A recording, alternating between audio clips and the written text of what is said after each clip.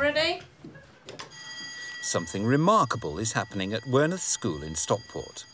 All the students in school drop everything and read for 20 minutes. It's all about reading, and it's also about improving results. And while they're reading, we run around taking photos. My dad's a doctor, my mum's a dentist. Two major nerds who fell in love during their hibernations at Monash University Medical Library. They were both born in Bethlehem, are about 52 years old. Yeah, this is PE in the sports hall. Our students here is playing badminton today, but they've dropped everything to read for 20 minutes. In fact, familiar then, we never know where it started. Right, our 20 minutes of Drop Everything and Read's now up, so Sally and I are going to be meeting this afternoon, period 4, and during that meeting we'll start looking at the footage and put it together for our summer challenge. So how did you think Drop Everything and Read went this morning then? I think it went well actually. From what I saw, when I went round, I managed to get lots of different departments. I've got maths, got the admin staff in the office, RE, geography. I think I've got some great footage, so all we need to do now is try to edit that in with maybe children on their bikes, some of their heroes on bikes, and then that will work for our summer challenge with the bike racing. Great. We do get some of our more discerning students who now will see me coming with a camera and say, please miss, you've got to get a photo of me. I really want to be seen reading with a book. And that's totally changed. When we first came here, the attitude towards being taken, having a picture taken with a book was the opposite. People just didn't want to be seen with books. They thought it was geeky, it was something that wasn't the thing to be caught doing, and that's totally changed now. Drop Everything and Read is just one initiative which is aimed at changing attitudes like this. I can read when I need to read, but I choose not to read. If I had a choice between a DVD on watching something to learn about something for an essay and reading a massive book, I'd rather watch a DVD because it's easier. We often hear kids saying, I don't like reading. I don't subscribe to that view for any one child. That's zero tolerance of that view, really. What they really mean is, I don't like what I've read yet. So it's about finding that spark for each and every individual and personalising their own diet of reading and literacy to make sure that we set them all on fire. And I think to a large extent we've done it. I never used to like reading much, but I just read a book and I found that I actually thoroughly enjoyed it. Reading's one of the key qualities that you need during life, isn't it? So I thought that I might as well just get a move on and learn how to read a bit. Our results on the 5A Star to C measure have gone from 34% to 62%, so we've almost doubled in 3 years. But that's because actually learning and literacy through learning have been one of the major focuses for our development. Librarian Nikki Heath is the driving force behind many of the reading initiatives in school. It's also her idea to recruit pupil librarians. We have around 80 students on our waiting list for our pupil librarians at the minute. I have 10 student librarians who come and work in my office 5 times over the fortnight at lunchtimes and then twice in break times. I've got a very, very quick agenda here myself of some of the issues that I've got with you, but I'm sure... The pupil librarians help to run the library system, checking books in and out. But more importantly, their participation helps to get other pupils involved in reading. I'm creating a customer service questionnaire about the library to see what people think of it when they come in and everything to do. Is that what we talked about in the meeting yesterday? Yeah. Excellent, thank you. I love being a pupil librarian. I wanted to be one since I got here because I just wanted to help people with the reading and recommend books to them. The library also doubles as a classroom when English lessons, these for Year 7 pupils, are relocated there once a week.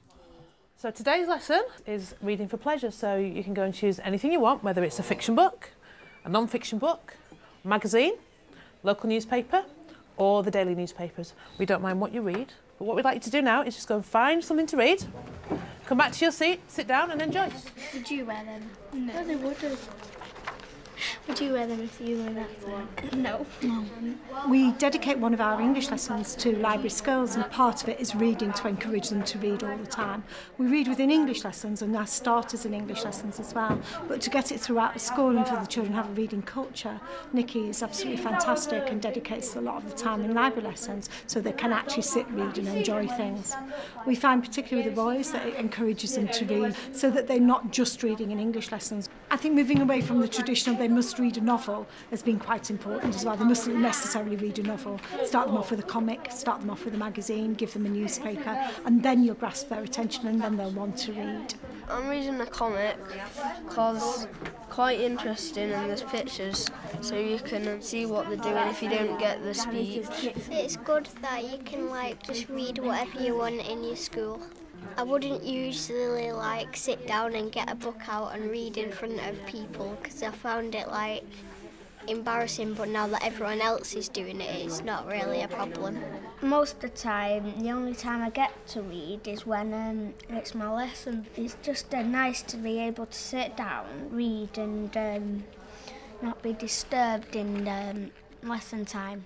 It is about finding what level of reading makes you feel comfortable. A lot of kids underachieve because they misbehave, because they're not comfortable with whatever resource it is that they've been put in front of them. It's about building the confidence of those children and those small chunks to be completely inclusive.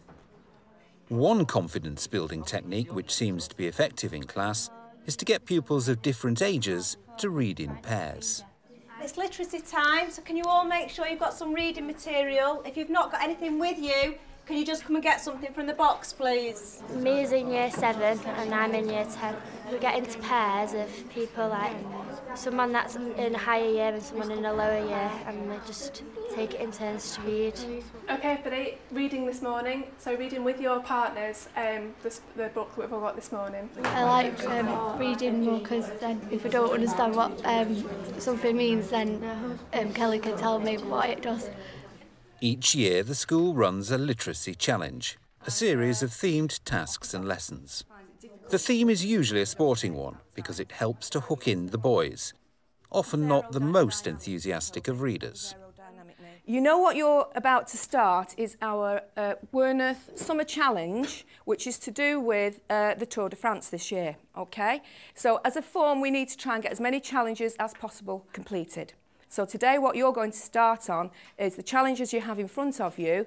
You've chosen the ones that you're interested in, and off you go. The 20 minutes at the beginning of the day can be a very dull period. With these kind of activities that have been thrown into the school now, it makes it a lot more interesting, and children maybe that you saw this morning who wouldn't read an awful lot would get a chance to access some kind of reading materials, even if it's just from the internet or if it's from atlases or any other kind of reading skill that they might need. Maybe you could talk about the fact that you live very close to Werneth Low, and we're right on the edge of Derbyshire, and there's some fantastic cycling paths in this area, aren't there? It's a vertical form, so there's year 7 right the way through to year 11, and there's a mix of ability there. So there were some children who were literally non-readers, and then there were some children who were on our gifted and talented list, and the mix within the form and in those kind of activities really can boost and promote the mentoring side of reading skills within a secondary school. So I think it's had a major impact on the way in which the school views reading and the way in which the pupils view reading. Another idea is to turn the whole school into a giant book club and get pupils, teachers and support staff to talk to each other about what they're reading. So have you read any other Jacqueline Wilson books? I'm in the middle of reading autobiography, Jackie Daydream, that she's wrote. Does that say anything about being in a care home then? Her mum wasn't very nice to her and things like that. I recommended one to Miss, and I've just told her what I liked about the book, and there's a second book out, so I'm just looking for that. He just makes loads of mistakes and it's all just being dead bad. So you like quite a cross-section of books, don't you? Yeah. I will stay away from fancy ones, but you obviously like those better, don't you? And then, but you still read the Da Vinci Code as well? I've got quite a lot out of it, really, because it's boosted up like my skills in English, and I feel more confident like talking in front of the class. Well, I've read a book that I never would have read in a million years, and I really enjoyed it because I always avoid kind of fantasy type books, and yet I've so much enjoyed it that I'm quite happy to read like the next one in that side. So it's just been great, and then it's nice to know that you know, kids are still reading, and that Matthew will read the book that I've asked him to read, etc. Over the years, I've always been quite shocked about how few kids read. You know, you often ask questions in lessons, you know, who's read this and who's read that, and they haven't. But I've noticed more so now that students are reading far more.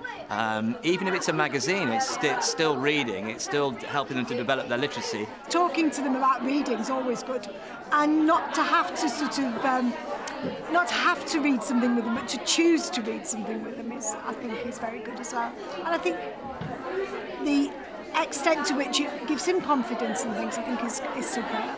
The essence of the book club idea is to get staff, pupils and support staff to swap ideas for a good read. OK, so this is what I've got to read next. You've got to read it backwards though. Yeah, you've got to read. Yeah. Why? Japanese. Like manga? Yeah, them type of books go from the back to the front. SLT support's imperative. You've got to have the support of everybody all the way down, whether it's from the head right down to the cleaners. If everybody doesn't realise that reading is important and that reading can help students to achieve, then you're just not really going to get anywhere. The minute that a member of staff tells a child that, oh, reading's boring, or I hate reading, or reading isn't something good to be done, then they give a negative impression to that student, who might then turn around and go, oh, right, well, if you don't like reading, then I don't either. Again, it's about positive role models. If the role models aren't there, then the students have no one to learn from. I'm just taking our 3 students to meet their reading champions. Because at break time, Sandra and Esther work in the canteen, then they can't come to the library, so we decided to take 5 minutes out just to introduce everybody and so they can talk about the Chris Bradford book. Right, did you enjoy the book? Yeah, but I thought it was a bit like Harry Potter. Oh, I didn't. I've not read any Harry Potter books, but I've read Shogun, which is a grown-up version. It was gorgeous. And this is very similar. Did you enjoy it? It was probably right near the start where he's just landing quietly about his parents. When he's on the ship and everything. Yeah, I like that. Reading is prioritised at the school, even before pupils join. Year 6 pupils from feeder schools are asked to complete a questionnaire on their reading habits. Next thing we were going to look at was choosing the children for the mentoring programme. Yes. Now you've had a fair idea and you've picked out here their questionnaires, haven't you? Yes. So we just could do with really looking at what they've said. See, he's told us he doesn't like reading at all. He's told us there's a 7 on his reading. Says it's boring. And he can't remember the last book he read. So I imagine he's not enjoying it because he's not succeeding at it. So we need to pair him with somebody who can choose the right books, who can take him on in small steps and encourage a love of reading. But we need somebody we need a good mentor for this one. We need a good someone who's really encouraging. We've done it in 3 years. So it's not something that has to be a 10-year plan. I would say you've probably seen through Drop Everything and Read. Our kids enjoy it. Even when they're on PE, they'll sit down and actually enjoy their reading. And they know well in advance that it's coming up. And whilst they don't all prepare and they don't all bring a book, more and more and more as we roll the programme forward are actually bringing in interesting things that they actually want to read. Books and magazines away, please. Time to go. Can you pack away your resources, tuck your chairs under, and computer people, can you log off now, please? Have a good weekend.